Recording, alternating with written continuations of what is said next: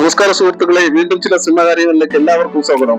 ഒന്നിൽ നിന്ന് വ്യത്യസ്തമായ 6 പ്രോജക്റ്റുകളെ കുറിച്ചാണ് ഇന്നത്തെ വീഡിയോ. അപ്പം സമയം കളയാതെ നമുക്ക് വീഡിയോയിലേക്ക് കിടക്കാം. സ്കാർപെറ്റ പട്രീഷ്യ കോൺവെന്റിന്റെ നോവലിനെ ആസ്പദമാക്കി ഒരുങ്ങുന്ന ഒരു ഗംഭീര ഇംഗ്ലീഷ് ഇൻവെസ്റ്റിഗേറ്റീവ് ത്രില്ലറാണത്. ആമസോൺ പ്രൈം വീഡിയോയിലൂടെ മാർച്ച് 11 ഇന്ത്യയിൽ റിലീസ് ചെയ്യും. നെറ്റ്ഫ്ലിക്സിലൂടെ വൻ തരംഗമായ ഇംഗ്ലീഷ് സസ്പെൻസ് ത്രില്ലർ സീരീസായ ഫേറ്റൽ സെഡക്ഷന്റെ പുതിയ ഭാഗങ്ങൾ 13 ഇന്ത്യ റിലീസ് ചെയ്യും. പ്രണയവും വഞ്ചനയും കൊലപാതകവും പ്രമേയമാകുന്ന ഈ സീരീസ് മുതിർന്നവർക്കായുള്ള മികച്ചൊരു ഡാർക്ക് ഡ്രാമയാണ്. Made in Korea Priyanka Mohan നായികയായെത്തുന്ന മേഡ് ഇൻ കൊറിയ ഒരു കംപ്ലീറ്റ് എന്റർടൈനർ ആണ്.